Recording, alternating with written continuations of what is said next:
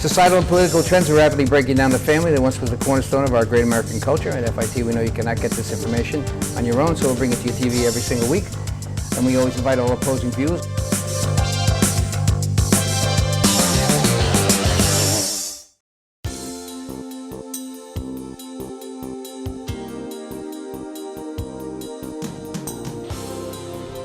Just today, September 23rd, 2015, Newsday article entitled "Candidate Backs Fiscal Control Board." Suffolk County Executive candidate Jim O'Connor called for a review board to freeze salaries and oversee Suffolk County finances. The reason you should know is that Suffolk County is in a dire financial straits. We're 56th of 64 counties in New York State. Let's find out how and why we must elect Jim O'Connor, a fiscally able candidate, now before it's too late. And I have with me that person who's running for the Suffolk County Executive, Jim O'Connor. Welcome. Thanks, Chris. Okay, so there was this Newsday article is definitely something we should be talking about right up front. How was it met with the? Well, I mean, I didn't come to that conclusion lightly. It's been something that I've been deliberating about and thinking about for some time. In fact, since I announced my candidacy. The fact of the matter is, as you state, Suffolk County is in terrible fiscal condition. You don't need to listen to Jim O'Connor, candidate, say that. Tom DiNapoli, the state controller, whose job it is to review municipal finances throughout New York State, has said for 4 years in a row that Suffolk County is fiscally stressed. They were significantly stressed, they have been moderately stressed, but each time stressed. and it's as a result of low fund balances, recurring and continual deficits. Deficits last year that the Suffolk County Budget Review Office said was $176 million. The county executive in his 2015 budget put in a wildly aggressive estimate for sales tax revenues. June 30th came and went. We looked at the actual revenues that were collected as of June 30th, and the Budget Review Office again says that the county deficit will grow by another $71 million. So we're talking about almost $250 million of a deficit. Suffolk County continues to borrow money. It continues to spend money it doesn't have. And then this past Friday, the county executive announced in his 2016 budget a 3% tax increase to the police districts. Quite frankly, there's no other way to analyze it than to say that this tax increase, which is now cumulatively at about 12 to 14% of his 4 years in office, and cumulates to over $40 million in additional taxes on Suffolk County residents, is as a direct result of sweetheart deals that he has given to the Suffolk County police unions. I love our police. I think they do a wonderful job, but we can't afford to pay Suffolk County detectives $228,000 a year, and that's what they're going to be making at the end of the contract in 2018. The last couple of years, the Newsday and several other papers have headlined and mentioned that the salaries were XYZ, and they always seem to be astronomically higher for the police. What is it going to take to change that? Because the view of the police is of the protector and of the need, who wants to upset the police and who wants to say that they don't want them to be compensated for the work that they do. They should be compensated. They should be compensated, and they should be compensated fairly. What is unfair and what is not right is when the Suffolk County taxpayer gets asked to overcompensate them. In this instance, I think the county executive failed. He failed in his role as the leader of Suffolk County, and he failed in his role as the fiscal manager of Suffolk County. In exchange for a political endorsement by the police unions and contributions to the police unions, he gave them a contract that was overly generous. There's no two ways about it. There are no two ways around it. He knows it. The legislature knows it. And now they are having problems dealing with that reality. And the bottom line is, in exchange for endorsements and contributions, he gave away an overly generous contract, and now the Suffolk County taxpayers are being asked to pay the bill. I think that's wrong. I think when you raise your right hand and you swear that you are going to do the job to the best of your abilities to represent the taxpayers of Suffolk County, you have an obligation to do that. I don't think you can give away the store to every special interest that comes through, and I think that's part of the problem. Because I do a lot of family issues. I speak to a lot of people who have, I'll say median incomes, things that are not over $100,000, $150,000, whatever, not the higher numbers. And they're homeowners and they're struggling, and not all of them are working well. So a lot of people are losing their connection to their own children because the taxation issue is so damn high and the jobs aren't being equally compensated for. It's not climbing at the same rate these other issues you talked about just now, like the police and even the schools and the taxation at home. So we're losing the connection between our children, which is ultimately going to lose our connection to our grandchildren. Tell me, what are we doing here? I think we have a problem. I mean, serious problem. When you are paying, and some folks would like to say that it's the average of the Suffolk County detectives that will be making $228,000 in 2018, but it's not.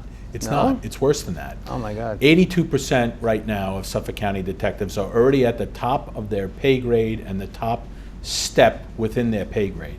So that in 2018, those 82% of those detectives are already going to be at the top, so they will be at the 200. So it's not the average. It is in fact going to be the norm that Suffolk County detectives are going to make that. And listen, I don't begrudge people from making a fair salary, but the Suffolk County taxpayer can't afford it. I think that they are likely to be fed up with those salaries, and I agree with them. And so that's why I've called for today a control board, because these are collectively bargained for agreements. And I don't do that lightly. I don't like the idea of going back to unions that negotiated something in good faith and received concessions and agreements. But there is really no other way around it. Otherwise, we will continue to tax our residents right out of their homes. You can tell how the Ballone's office dealt with it when their spokesperson, Justin Myers, said in a statement, a state control board that you recommend here is clearly a step in the wrong direction. If you asked 100 people in this county, you'd probably get 9 out of 10 tell you what's wrong with investigating the salaries of the police or other unions for that matter, because we all know that's how it is. Why can't something be done about it? I mean, it's going to be tough for anyone, including you, to step into that zone. The fact of the matter is a significant portion of the Suffolk County budget goes to pay the salaries of the people who work for the county and the police department and others. And so those are things that you can't really control unless you can go back and open up those contracts. And the only way to do, we've investigated it, and the only way to do that, similar to what Nassau County did, where they recognized hundreds of millions of dollars in savings when they initially rolled out their control board by freezing salaries. They have. They did. They did that in their initial. How did they handle it? How did they get that through? Well, we need to learn something here. You get a control board through state authorization by the state legislature. There was a legislation passed called the Nassau Interim Finance Authority, and it's the Nassau Interim Finance Act, which allowed for the implementation of a Nassau County Control Board. Initially, I think the Nassau County Control Board worked well. There have been some articles recently that show that perhaps it's gotten off the track, but I think the idea was to save the Nassau County taxpayer from fiscal distress that they were experiencing back in the early 2000s. Right now, Suffolk County is in worse shape than Nassau County. The state controller has said that. Everybody recognizes it. And yet nobody wants to take the step that Nassau County took to deal with their problems. It's a difficult thing to call for, and it is a difficult thing to ask for, and I didn't do it lightly. It shouldn't be. I mean, I can appreciate why you struggle with it. You don't do it lightly. I can appreciate why you feel that way, but why does common sense break down in politics? Well, I look at it really from this perspective. I would welcome the opportunity to work with 6 municipal finance experts from the outside world, from the private sector, to help the county deal with the significant issues that it has. I don't think we should be piling. Is that what comes into the board? And that's what the Nassau Finance Authority has. Right. and the Suffolk Finance Authority would have would be people who would be appointed to those positions who have expertise in municipal finance and could help us through these problems. And there are problems. We can bury our heads in the sand like an ostrich and pretend that these problems don't exist. But the state controller has recognized it. And I must say, the county executive, in his own message to the legislature and Suffolk County, said that Suffolk County is in a state of fiscal emergency. So by his own estimations, he knows that there are problems. I would suggest that this is a realistic option that should be on the table, and that's why I've called for it. Yeah, it's funny how you have to say that it's realistic. I mean, to me, it's obvious. You know, it should be done, and I'm disappointed about sometimes in politics how this can't get done a lot easier. Let's say that I understand this debt is just going to keep on going, and that you suggest the possibility of it being $250 million unbalanced going forward. Well, that's the deficit. The deficit, deficit. As I said last year, after reviewing the county executive's budget, it was projected that the deficit would be $176 million in 2015. Now we are moving forward into the next budget cycle, and I expect that that deficit will grow. There is continuing to be an over-reliance on what we call gimmicks or one-shots, borrowing from other funds to put money into the police fund so that you could minimize the tax increase in the police fund to 3%. Let's talk about what we're dealing with here. You have a government where there is recurring deficits. You have a government that is over-reliant on borrowing and kicking the can down the road to the extent that they are taking normal operating expenses from a budget that you should normally pay for out of your operating budget, and they are bonding them out over 18 years and putting those obligations on our children. So I look at it, the children's future. Indeed. And I look at it like a tripod, really. You have a deficit, you have over-reliance on bonding, and now you have a tax increase. And this is the foundation that we're building Suffolk County government on. Really. And the county executive suggests in his budget release that we're heading in the right direction.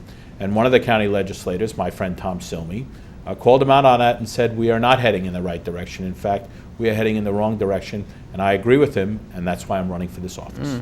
How do people that are on his side of the aisle follow that logic? Politics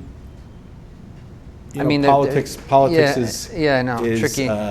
Is interesting. Yeah. They can spin things in such a way to blame others. The fact of the matter is the county executive has been in office for 4 years. He has had 4 years to deal with these issues. He would suggest to you, if he were here, that he has. I would suggest to you that he hasn't. These issues continue. They are not getting better. They're getting worse, and I think we need a change. What is his term? His term is 4 years. So he is a first-term incumbent. He ran 4 years ago and is now running for his first re-election. Okay. How many times can you do this? That's a good question. I think the Suffolk County executive can run, I think, more than 3 times. Wow. Suffolk County could be in a world of hurt. Yeah. Well, I mean, people have a choice, and that's what I've been saying. Elections are about choices, and people are going to have a choice on November 3rd as to whether they think and whether they agree with the Suffolk County executive that they think Suffolk County is heading in the right direction, or whether they agree with every person who has looked at Suffolk County budgeting practices and the Suffolk County fiscal condition, including the state controller, Tom DiNapoli, who is not from my political party, who has said Suffolk County is heading in the wrong direction. Yeah, he's been around for a long time, that guy. I mean, look at the rating agencies, the bond rating agencies, who have evaluated Suffolk County and given them 3 consecutive bond downgrades. That's not partisan. That's not an opponent running during an election cycle making those opinions. Those are experts in municipal finance who are going to their potential investors and saying, this is the condition of things in Suffolk County. Yeah. So it's not looking too good that way either, so you can't go forward too easy. Let's go a little bit outside the financial picture and look at some of these issues that other issues that the county is facing. Some of the narratives that carry, like we need more money for education. I don't know what level that you would not be in that particular zone, I don't think, but the narrative carries. well, we need more to support our unions. So the Democrats often say that. There's Common Core, which I think you said you were against Common Core. I am against Common Core. That's a lot of future funding out also. I think the implementation of Common Core here in New York State was a disaster, and I'm glad that they have pulled back from it and are looking at ways to do it appropriately so that you can evaluate teachers based on real measurements, not based on what we saw over this past year. I mean, I have a daughter, she's an 8th grader at East Islip Middle School. The majority of the folks in her class opted out of these tests. That is no way to run an education system. No. And then to punish those communities who do opt out because the implementation was so bad is just compounding the problem. So I'm against Common Core. I think the implementation was awful. I saw the math was very difficult for me to get, and I'm not bad in math. I was really disappointed. Yeah, I saw something recently that was really quite interesting. Very rough on me. I don't know. Yeah. I don't know where we're going to use that. I'm not sure, because I think practical math has went out the window somehow. What are we going to do about our energy costs? Have you any feel of the rise in energy? And well, I think the problem for many, many years on Long Island here with our energy costs was that we were an island and we treated ourselves like an island, and we were very self-dependent on our own energy generation and energy costs. I think we learned some lessons, thankfully, and we are now connected to the rest of the grid by underground power cables from both the north and the south, which I think has helped somewhat. But the fact of the matter is, we as an island are dealing with decisions that were made from an energy perspective of 30 and 40 years ago. I mean, this goes right into the campaign for Suffolk County Executive. When you pile debt on top of debt, you pay those bills for many years to come. And that's what we're seeing as a community with respect to our energy expenses. And unfortunately, I project that that's what Suffolk County is going to be dealing with. They do not want to address their radical spending. They're spending beyond their means. Instead, they bond for normal operating expenses, and they're going to be dealing with those problems for many years to come, just as we're dealing with our energy issues. Jim O'Connor, has this had any other, is there been any other waste projects that the government could curtail in Suffolk County? Well, I think the first place that government should always look when seeking ways to get leaner and get better is to cut waste, fraud, and abuse, and everybody says that. Now, I think that is more symbolic than it is actually going to help from the perspective of financially, because as I mentioned, it is such a large budget, and so much of it is dependent on, as we say, walking on 2 feet or personnel costs. So there is a fair amount of waste, fraud, and abuse that you can cut that I think is symbolic, but that is not going to solve our problems. And borrowing money from the Traffic Violation Bureau and putting it into the police fund, and borrowing money from the district court fund and putting it into the police fund, those aren't going to solve our problems either. Those were gimmicks and things that were used in the 2016 budget.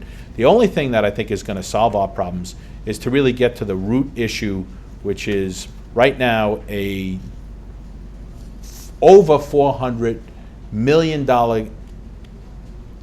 police union contracts, increases to the police unions that the Suffolk County taxpayers just cannot afford. It's unbelievable how that just continues. I mean, I see it every year in the newspaper. It disturbs me. Suffolk County is also having a difficult time with the immigration situation.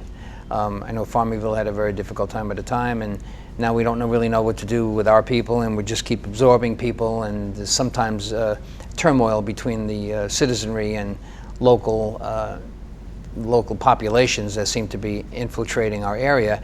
At the same time, are we paying for those in some way? There's some welfare recipients, all that kind of thing. Is there anything that you think might be able to contribute in that area that might help us out in that area? Yeah, I mean, I think, you know, our campaign has talked a lot about fiscal issues and issues that really affect the county. But when you talk about quality of life issues, which really get right to where people feel it the most, we are experiencing right now in Suffolk County a dramatic increase in violent gun crime. All right. Violent gun crime is up 31% in Suffolk County as measured by a group that measures these things. And at the same period of time that they measured it, Nassau County, our neighbor, is down 25%. That's amazing. It's very hard to explain because that border between Nassau and Suffolk County really doesn't discriminate. So why would one county be down 25% when the neighboring county is up 31% in violent gun crime? At the same time, we are experiencing a heroin epidemic that is ravaging our communities and our families. At the same time, there is a gang problem. When the experts have been asked to comment about this, they attribute the heroin problem to the gangs. And they also attribute the violent gun crime to the gangs. Well, who's populating our gangs? Most of them, I think, are from Central America and MS-13, and I think a lot of them are not here in this country under legal status. And I think that's an issue that should be addressed. I don't think it's appropriate to have violent criminals released from the Suffolk County Jail without checking their immigration status and deporting them if that's the right result. Is that what Bologna's been doing? Has been putting them back on the street? As I understand it, there was an executive order signed that would not hold violent criminals unless there was a warrant from the federal government to hold them. I think we should do better than that. I don't think we should be sending these criminals back into our communities so they can prey on our children and on our neighbors. I'm offended by that. Listen, this country, a Democrat, John Kennedy, issued a bold challenge to this country back in 1960 when he was elected, saying, we're going to put a person on the moon. If we can put people on the moon, how come this country can't figure out immigrants who are here working hard, contributing this community, and differentiate between those and those who are engaged in gang activities and violent crimes and causing real problems in our community? And my suggestion is that those people should be deported immediately, and Suffolk should not be a sanctuary city for those kinds of individuals. There's some kind of identification that they claim would be a good idea. They can track them somehow. I forgot the terminology. What was the terminology they used? I don't remember. I've been following it a lot in the Republican presidential debates. Immigration has been a big issue because I think this country has talked about immigration for a long time, but they haven't really come up with any solutions. And I think Senator Rubio and others have some solutions, in addition to Donald Trump's calling for both a wall and a fence and other things, but talking about identifying and the identity feature to it, geofencing and things like that. Right, yeah. I hope something happens soon. Jim O'Connor, thank you very much. I appreciate it very much. I wish you a lot of luck in your election. Thank you. Thank you very much, Chris. Okay, you're welcome. Okay. You've been watching FIT TV, the program that brings you behind the scenes of our divorce culture. At FIT, we know you cannot get this information on your own, so we'll bring it to your TV every single week. My name is Chris DiMaggio. We invite all opposing views, by the way, and thank you very much for watching, and we'll see you next week.